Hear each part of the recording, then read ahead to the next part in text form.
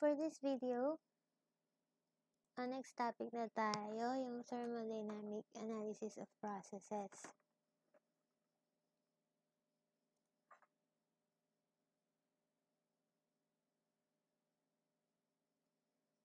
Okay, as you have noticed in the past, many of our calculations depend on the assumption of reversibility, diba? Lagi tayong nag-assume na delta S equal to 0, then na-assume natin na yung S2 equal sa S1 para ma-solve yung H na S. H as if, isentropic process. Pero, in real life, diba, processes are never reversible. And, but it's possible to analyze real processes through the application of the first and second laws of thermodynamics.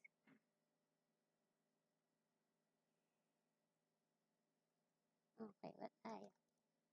Oops.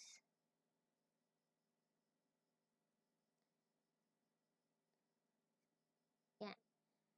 For the work of a completely reversible process, it can be, for a work requiring process, so keywords dyan, work requiring is the minimum work that must be expended. Pero pag work producing, kabaliktaran, maximum work siya that may be accomplished. So always remember, different siya depending if work requiring or work producing. So, memorize nyo or by heart nyo iintindihan.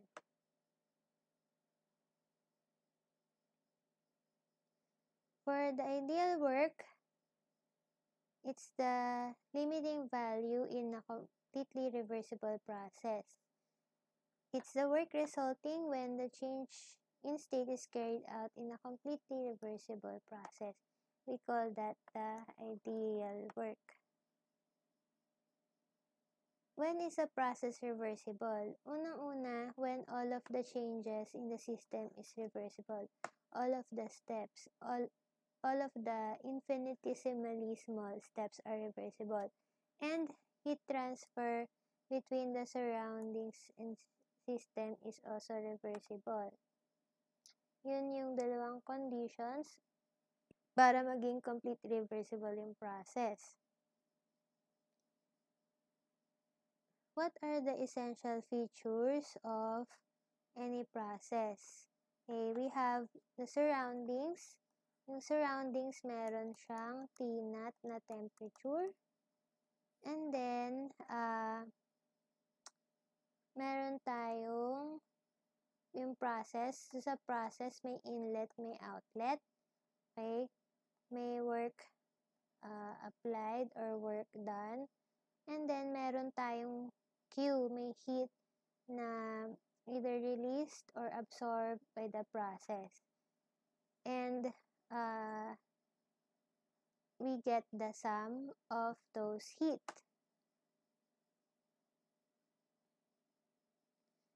Now, very essential part siya ng process, meaning sa real process, it occurs, yung heat exchange between the process or the system and the surroundings. And it causes an entropy change in the surroundings. Okay, and remember, yung equation natin na entropy ay yung delta SIQ surrounding divided by T surrounding.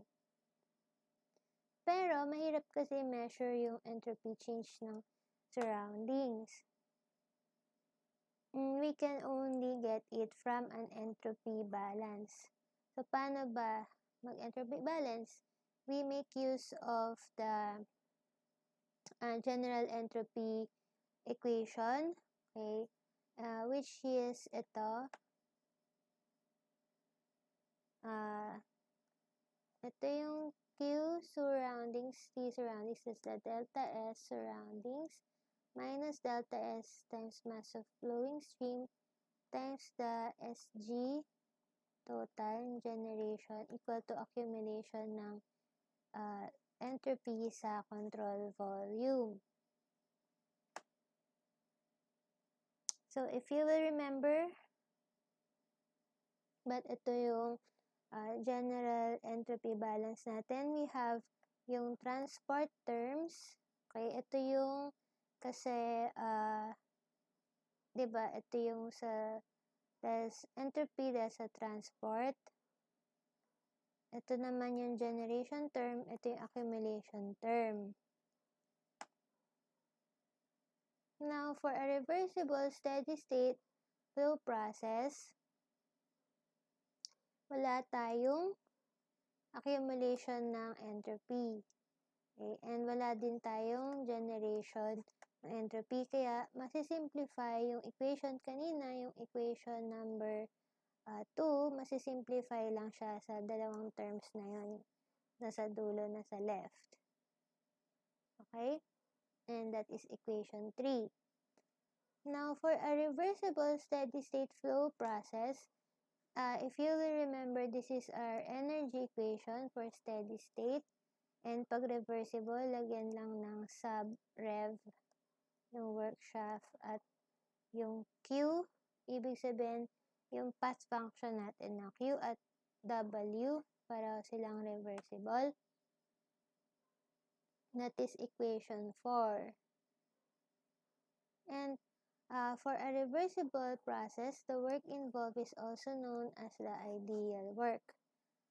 If we isolate yung work sa kabilang side ng equation, so tinransfer lang yung Q sa kabilang side ng equation, yung work reversible, diba, also known siya as the work ideal. So, inequate lang yung work reversible sa work ideal.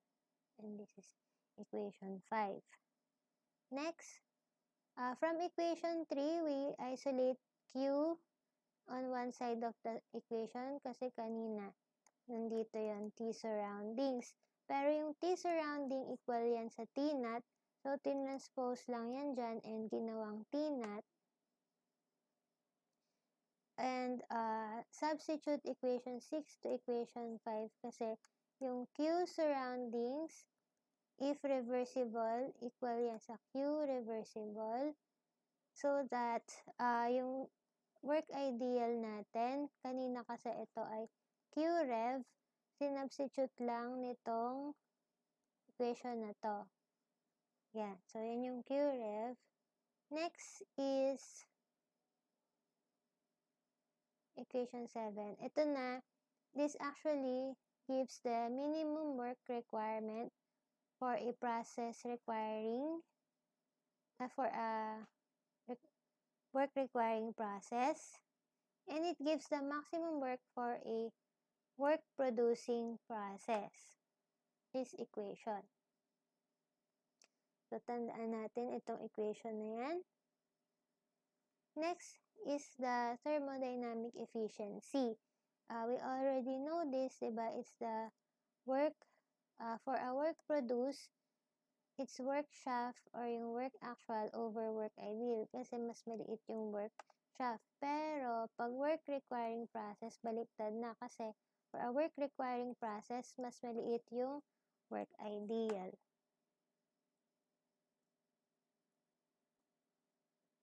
Energy that becomes unavailable for work. It's the difference between the ideal work and the actual work. So, yung difference ng dalawa, it is the energy that becomes unavailable for work. And it results, okay, it's due to the irreversibilities of the actual processes. And we call that quantity work loss. Okay, yan. So, it is the difference between the actual and the ideal work. That's the work lost.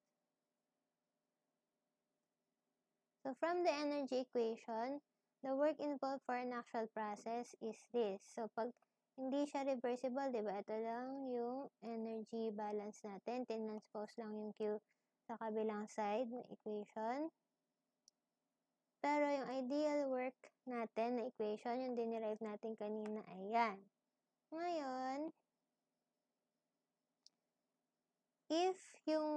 loss work natin is ganitong equation, papalit lang natin. Okay, yung isa-substitute lang natin yung mga equation natin kanina. Yan. So, mapapansin nyo, magka-cancel out na ito. Hindi ba? Kaya, ang mangyayari doon sa work loss natin, equal lang yan sa T naught delta S times mass of flowing stream minus the summation of Q. Okay? For the loss work, okay, for a completely reversible process, wala tayong work lost. Pero for an irreversible process, work loss is greater than 0 or meron tayong work loss. For a work-producing process, both work shaft or work actual and work ideal are negative kasi work is done by the system. Pero for a work-producing process, the work ideal is greater than the work shaft. So, tandaan natin, di ba, sa turbine, ganon, yung isentropic turbine, mas malaki yung work na napoproduce niya. Kasi nga, yung work ideal is greater than the work shaft. Thus, the equation becomes ganito. Kasi, mas malaki siya, yung work ideal, kaysa sa work shaft. So, yung summation ng work shaft at saka work loss, ang total nun ay yung work ideal. Tandaan natin yan. Example sa turbine. Pero, pag iba namang, ayan, before that pala, ito yung paano tayo nag-analyze ng work producing process. Yung work ideal mo nandito sa baba, and total siya ng work actual tsaka work loss. Okay?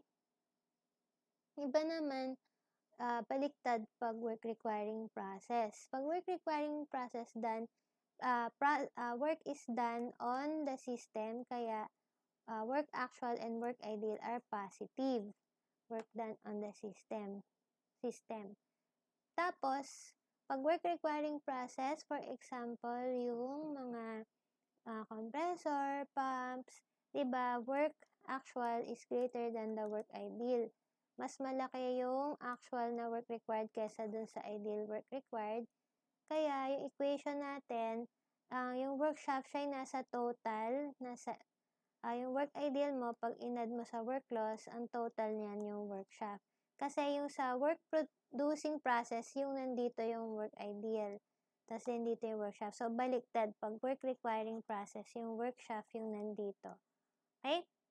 And then, pag nag-a-analyze tayo ng work producing process, yung work shaft yung nasa total, siya yung total ng work ideal at work loss. Kasi, pag work requiring process, ang nandito sa baba, yung sa total, yung work ideal. Baliktad sila. Okay? Pag sa swap mo lang yan. Depende kung work producing or work requiring. Okay? Okay.